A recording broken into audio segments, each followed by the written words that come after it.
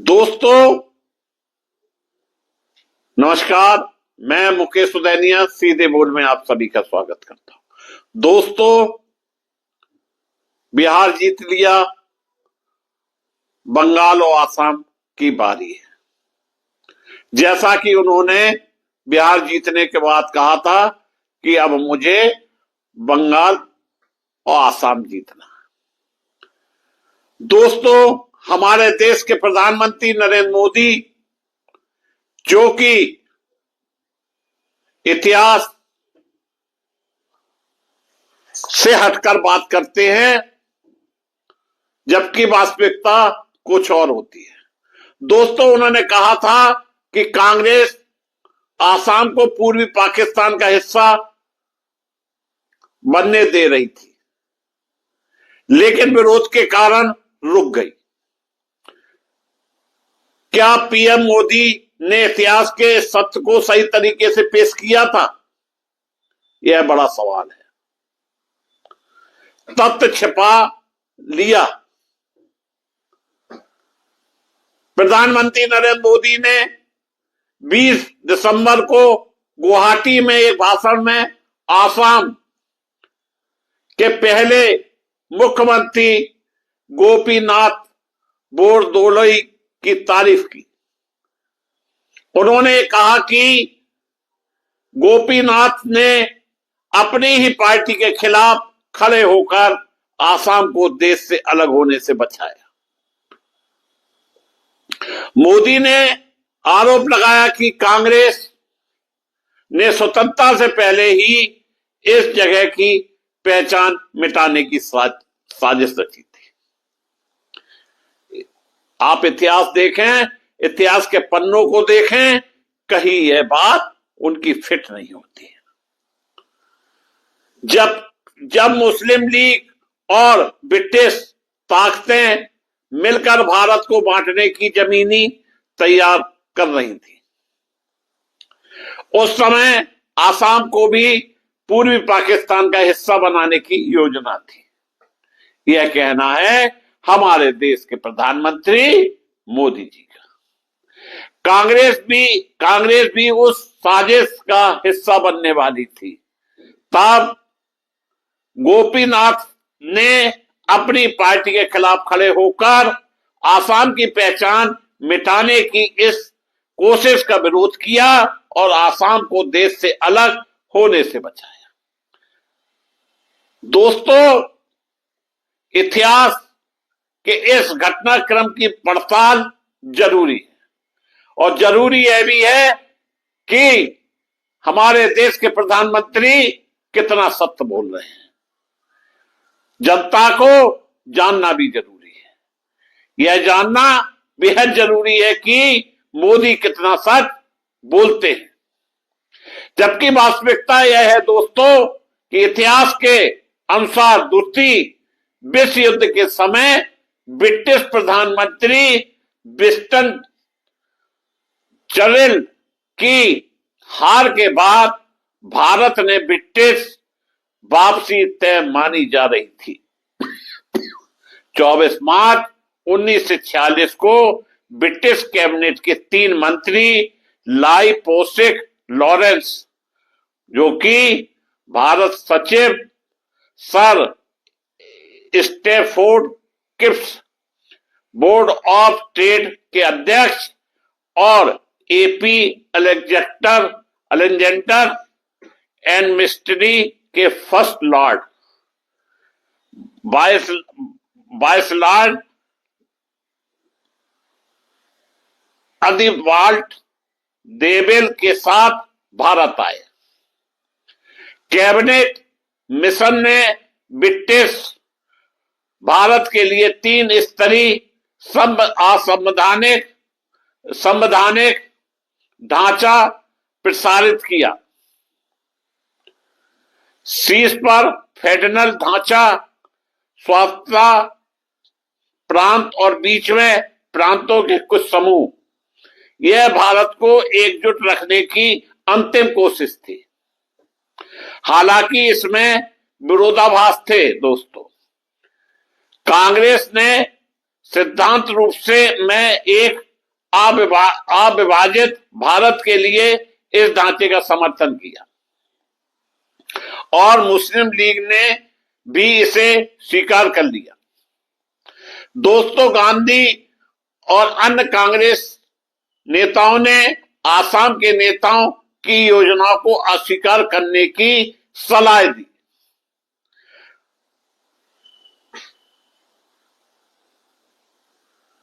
विजय चंद भगवती और महेंद्र मोहन चौधरी ने उन्होंने कहा कि अगर आप सही समय पर सही काम नहीं करेंगे तो आसाम खत्म हो जाएगा। बोरदोलोई को बताओ कि मुझे जरा भी बेचैनी नहीं है, मेरा मन बना हुआ है। आसाम की अपनी आत्मा नहीं खोनी चाहिए, उसे पूरी दुनिया के खिलाफ भी इसे बचाना चाहिए, वरना मैं कहूंगा कि आसाम में केवल पुतले थे, आदमी नहीं। यह बेहुदा सुझाव है कि बंगाल किसी भी तरह आसाम पर हावी हो। लोगों को बताओ कि अगर गांधी जी हमें रोकने की कोशिश भी करें तो भी हम नहीं मानेंगे। गांधी की यह सलाह 29 दिसंबर 1946 के हरिजन अखबार में गांधी जी की आसाम को सलाह शीर्ष में प्रकाशित हुई थी। अब मोदी के बयान को याद करिए। उन्होंने गांधी और नेहरू पर आरोप लगाए कि वो आसाम को पाकिस्तान को सौंपना चाहते थे। कितना अंतर है। जवाहरलाल नेहरू ने आसाम को जबरन समूहीकरण में डालने का विरोध किया। 22 जुलाई 1946 को बोरदोलोई को पत्र में लिखा, समूह के खिलाफ फैसला करना सही और उचित था। 23 दिसंबर 1946 को लिखा, किसी भी हालत में हम आसाम जैसे प्रांत को उनकी इच्छा के खिलाफ कुछ करने के लिए मजबूर करने पर सहमत नहीं होंगे। दोस्तों, अप्रैल 1946 में बीबीसी को दिए गए इंटरव्यू में नेहरू ने कहा, उत्तर पश्चिम सीमा प्रांत में मुस्लिम बाहुल होने के बावजूद लोगों ने कांग्रेस को वोट दिया। आसाम भी स्पष्ट रूप से पाकिस्तान के खिलाफ है। 10 जुलाई 1946 के बॉम्बे प्रेस कॉन्फ्रेंस में नेहरू ने कहा कि बहुत संभावना है कि आसाम बंगाल के साथ समूहीकरण के खिलाफ फैसला करेगा।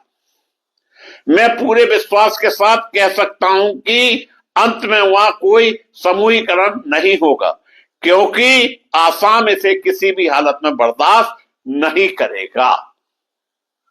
हमारे देश के प्रधानमंत्री तथ्यों को छिपाकर बात करते हैं, जबकि इतिहास क्या है। नेहरू ने अंग्रेजों की योजना को जिन्ना का चेहरा बचाने की कोशिश माना। आसाम की प्रांतीय कांग्रेस कमेटी ने भी समूहीकरण ग्रुप सी प्रस्ताव को पूरी तरह से अस्वीकार कर दिया, क्योंकि डर था कि आसाम को लीग को खुश करने के लिए मुस्लिम बाहुल क्षेत्र से जोड़ दिया जाएगा। जबकि दोस्तों, पीएम मोदी को क्या सबूत चाहिए, क्या प्रमाण चाहिए? आखिर उनके बयान को इतिहास ही झुठला रहा है।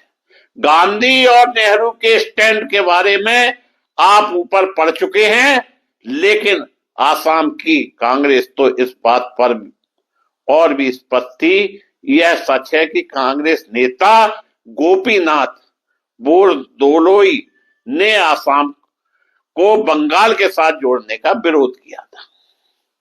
उन्होंने योजना का विरोध करने का संकल्प लिया, लेकिन पहले गांधी जी से परामर्श किया और अपने दूतों को उनसे मिलने भेजा। मोदी कह रहे हैं कि बोरदोलोई ने अपनी पार्टी के खिलाफ खड़े होकर आसाम बचाया। तथ्य बता रहे हैं कि बोरदोलोई, गांधी और नेहरू आसाम के मुद्दे पर एक थे। कांग्रेस के जबरदस्त विरोध के बाद अंग्रेजों ने आसाम को पाकिस्तान में मिलाने की योजना को रद्द कर दिया था। कैबिनेट मिशन प्लान को कांग्रेस ने पूरी तरह से नाकाम कर दिया। नेहरू ने 10 जुलाई 1946 के प्रेस कॉन्फ्रेंस को कांग्रेस की स्पष्ट अस्वीकृति और असहमति माना गया। आसाम ने बंगाल के साथ समूहीकरण के खिलाफ फैसला किया और कोई समूहीकरण नहीं हुआ। यह घटना भारत के विभाजन की पृष्ठभूमि में महत्वपूर्ण है, जहां गांधी, नेहरू, बोरदोलोई और कांग्रेस के विरोध के कारण अंग्रेजों की योजना नाकाम हो गई थी। दोस्तों, कांग्रेस ने प्रधानमंत्री नरेंद्र मोदी के उस आरोप का करारा जवाब दिया जिसमें उन्होंने पार्टी पर आजादी से पहले आसाम को पाकिस्तान को सौंपने की साजिश रचने का आरोप लगाया था। कांग्रेस के वरिष्ठ नेता, लोकसभा सांसद मणिकम टैगोर ने एक्स पर एक पोस्ट लिखकर इस आरोप का खंडन किया और इसे ऐतिहासिक रूप से गलत और राजनीतिक रूप से प्रेरित बताया। टैगोर ने लिखा, आसाम को पाकिस्तान को सौंपने का कोई प्रस्ताव नहीं था। आसाम हिंदू बहुसंख्यक प्रांत था और विभाजन योजना के तहत इसे कभी भी पाकिस्तान के लिए निर्धारित नहीं किया गया था। केवल आसाम का मिलहट जिला ही विभाजित था, जो मुस्लिम बहुसंख्यक क्षेत्र के। टैगोर ने इस बात का खंडन करते हुए कहा कि इतिहास कुछ और ही कहानी बयां करता है। उन्होंने बताया कि जुलाई 1947 में ब्रिटिश शासन के तहत सिलहट में जनमत संग्रह हुआ था, जिसमें पूर्वी बंगाल, बाद में पूर्वी पाकिस्तान में शामिल होने के पक्ष में मतदान हुआ था। टैगोर ने कहा, यह कांग्रेस का निर्णय नहीं था। गोपीनाथ के प्रयासों के कारण करीमगंज उपखंड भारत में ही रहा। उन्होंने जोर देकर कहा कि यह लिखित इतिहास है, इसे मना नहीं किया जाता, इसे तत्वों को हटाया नहीं जा सकता। ऐसा कोई ऐतिहासिक प्रमाण नहीं है कि कांग्रेस पार्टी ने आसाम को पाकिस्तान को देने की साजिश रची हो। कांग्रेस नेता ने कहा कि विभाजन ब्रिटिश जल्दबाजी और मुस्लिम लीग की मांग के कारण हुआ था और उन्होंने प्रधानमंत्री नरेंद्र मोदी पर एक जटिल और दुखद इतिहास को चुनावी रंग देने का आरोप लगाया। प्रधानमंत्री पर निशाना साधते हुए टैगोर ने उन्हें आरएसएस का प्रशिक्षित व्यक्ति बताया, जो झूठ फैलाकर जीता है। इतिहास का यह महत्वपूर्ण घटनाक्रम झुटलाया नहीं जा सकता, क्योंकि बातें बहुत पुरानी नहीं हैं। उस समय के अखबार प्रेस में मौजूद हैं। सच यही है, अगर गांधी, नेहरू और बोरदोलोई और कांग्रेस एकजुट होकर विरोध नहीं करते तो जो आसाम पाकिस्तान का हिस्सा बन जाता। महात्मा गांधी का लिखित बयान हरिजन अखबार में छपा है और कुल मिलाकर मोदी ने इतिहास के तत्वों को छिपाकर उनका एक ही पहलू बताया। इतिहास का सत्य कुछ और है, पीएम मोदी बयान कुछ और कर रहे हैं। दोस्तों, इतिहास हकीकत से जुड़ा होता है और जब देश स्वतंत्र नहीं हुआ था उस समय की बातें अब उखड़कर सामने आ रही हैं। किसी भी तरह चुनाव जीतना है, तब तो कुछ भी हो, कहा कुछ भी गया हो, लेकिन अगर झूठ के सहारे चुनाव जीता जा सकता है तो इसमें बुराई क्या है।